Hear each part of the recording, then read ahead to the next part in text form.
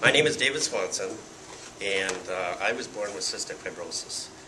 For those of you that don't know, CF is a disease that attacks your lungs, produces too much mucus.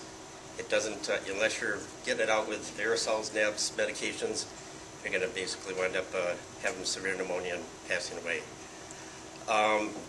Growing up, being in the hospital dozens of times, I've had several friends with CF that have passed away, gone to many of their funerals, eulogized them, and wondered, when am I next?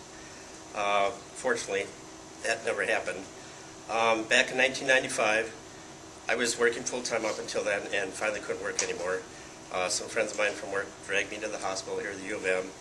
I went through what was called the tune-up back then, which I had many of those through Dr. Warwick, and finally went through the workup for the transplant. And that was a tough decision for me to get on the list. I knew someone was going to have to pass away for me to be able to live, and that's just the fact of it, of how I saw it. I was on disability, staying at home, eating about 5,500 calories a day to maintain my weight. If I ate less than 5,000, I lost weight rapidly. I was feeling as though if you were to jump into a pool, stay down there as long as you can, come back up and try to breathe in through a little cocktail straw. That's what was happening. Every time I was trying to breathe, I had severe headaches all the time. My saturations were in the 70s. Just not feeling too well. I was normally on the sofa or in bed or eating or doing these vest treatments 4 times a day and not really keeping my ground at that point. Finally in 1996, my wife and I just finished eating dinner. We were just going to have dessert, and we got a phone call. And I thought the gentleman's, my wife passed the phone to me saying, someone from the U, I think it's the pharmacist because you owe over $10,000. They're a little upset with you.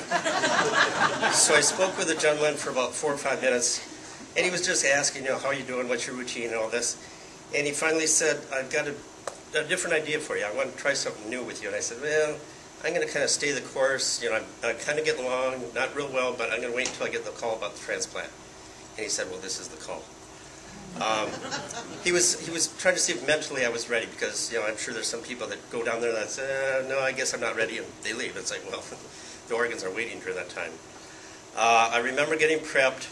The surgery started at midnight, and at about, I think we got there about 9:30 or something like that, and family started showing up, and it was emotional, saying goodbyes and to everyone.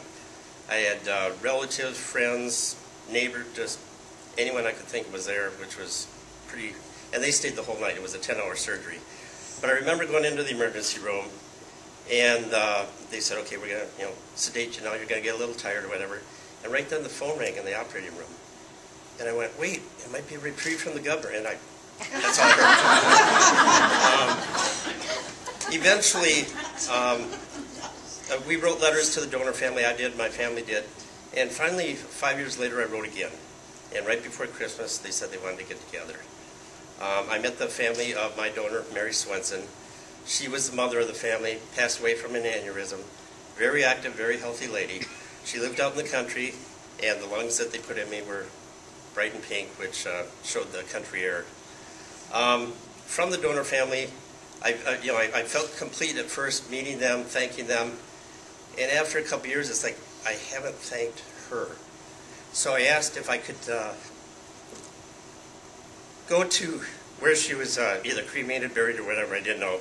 And they gave me directions where she was buried in the cemetery, which so happens real close in the cemetery to where I've got family, other family that I grew up with.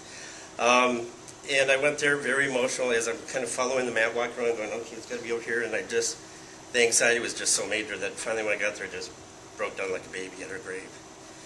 And I've always heard stories that from the donors you receive something that they did.